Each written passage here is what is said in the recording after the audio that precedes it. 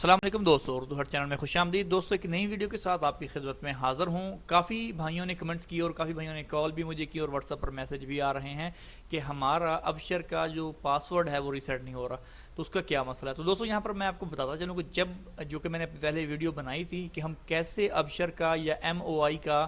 Password کیسے ہم reset کر سکتے ہیں، ابھی اس طریقے سے پاسورڈ ریسیٹ نہیں ہو رہا۔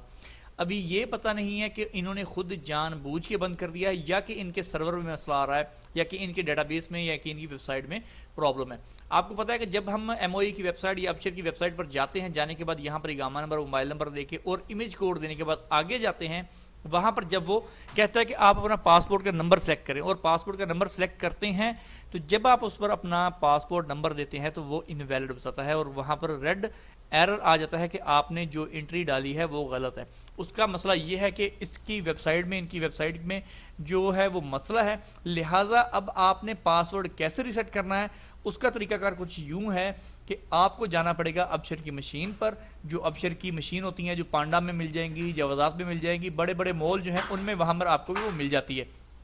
ایئرپورٹ پہ بھی آپ کو مل جائے گی۔